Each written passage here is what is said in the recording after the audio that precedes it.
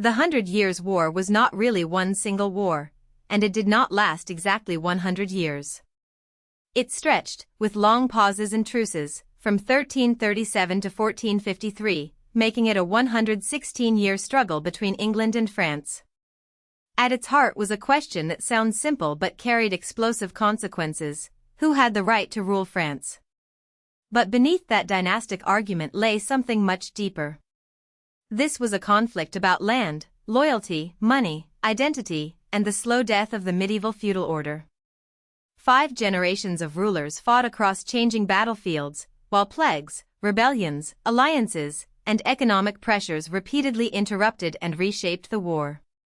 By the end, England and France were no longer just rival monarchies. They had moved closer to becoming centralized states with stronger national identities. The roots of the conflict go back to a strange political problem created by feudalism.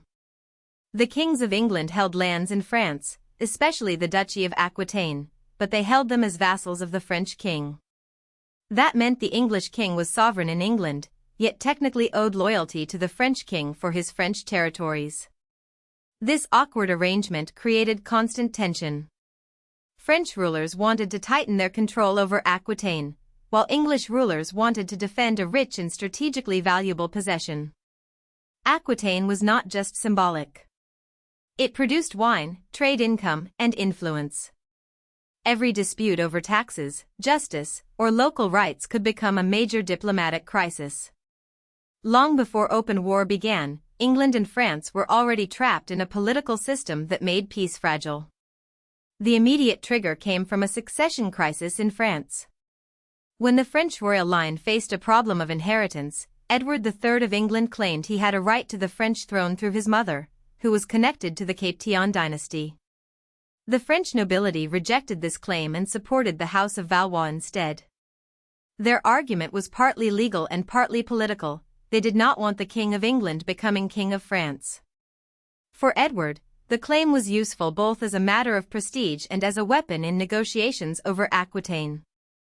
Once the throne itself became the issue, the conflict was no longer just about territory.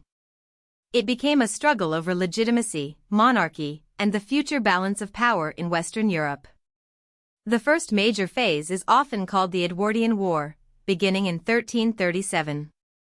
England, though smaller and less populous than France, won several dramatic early victories.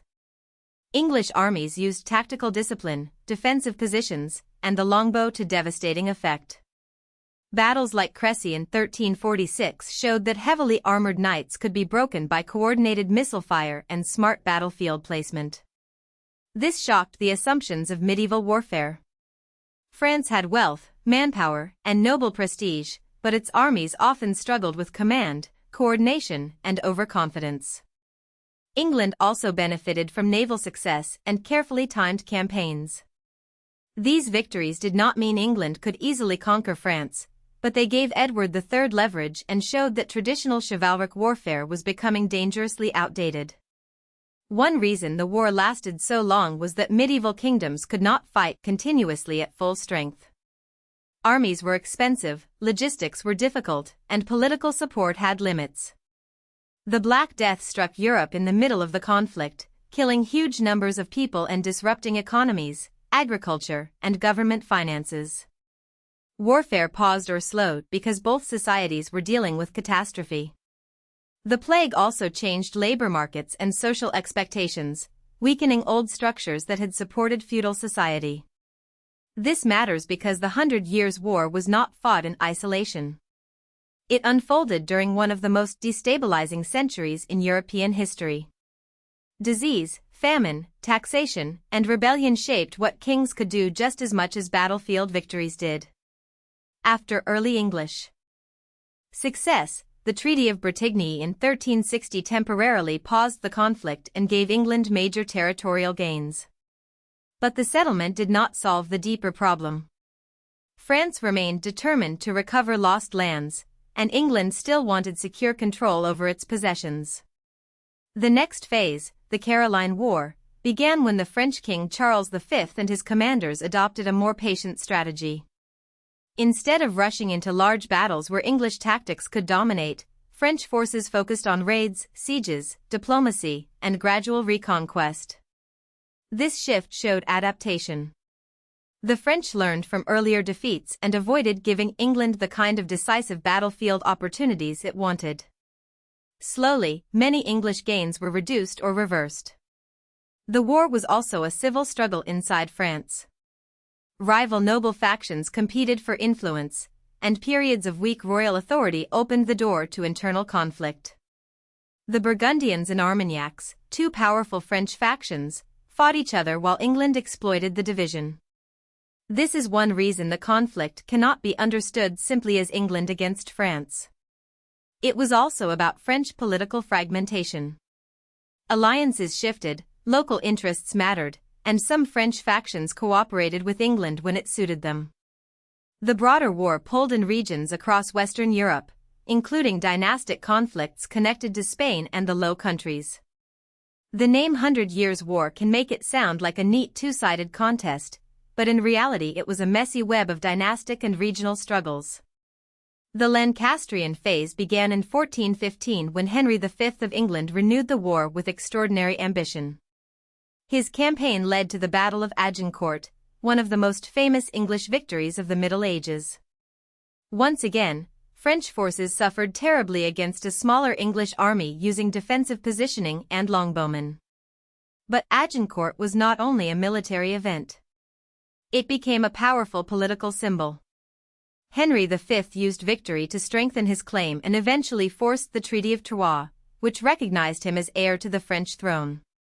For a moment, it looked possible that England might achieve what Edward III had claimed generations earlier, a united Anglo-French monarchy under English leadership. That English high point did not last. Henry V died young, and the political situation changed rapidly. His heir was an infant, and governing conquered territories in France proved far harder than winning battles. French resistance continued, and the legitimacy of English rule remained fragile.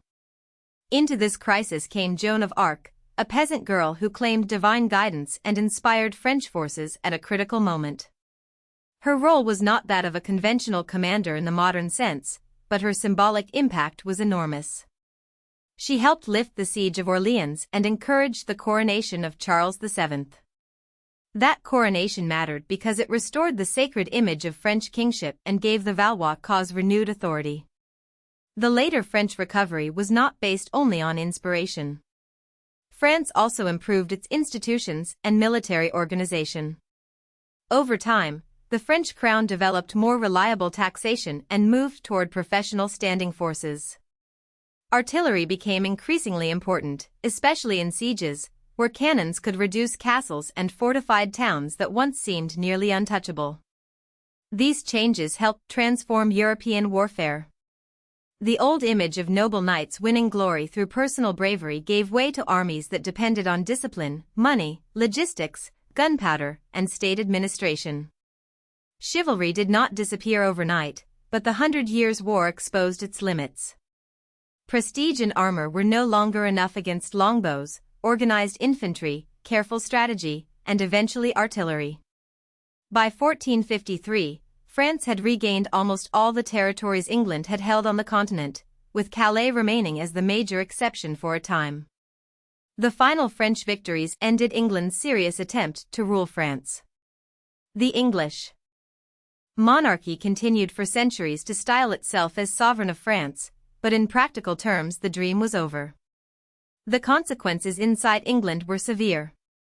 The loss of French lands damaged royal prestige and helped create political instability that fed into the Wars of the Roses. In France, the outcome strengthened the monarchy and encouraged a clearer sense of French political identity. The war had begun as a dynastic dispute, but it ended by pushing both kingdoms toward more modern forms of state power. The 100 Years' War matters because it marks a turning point between the medieval and early modern worlds. It showed that feudal bonds could create impossible conflicts, but also that centralized states could grow stronger through war. It weakened the dominance of aristocratic cavalry, elevated new tactics and technologies, and made taxation, bureaucracy, and professional armies essential to survival. It also helped define England and France as separate political communities with increasingly distinct identities. The war was intermittent, chaotic, and often shaped by events beyond any king's control. Yet its long arc changed Europe. What began with a dispute over Aquitaine and a contested throne became one of the great engines of political, military, and national transformation in Western history. If you found this helpful, please like this video and subscribe for more explainers.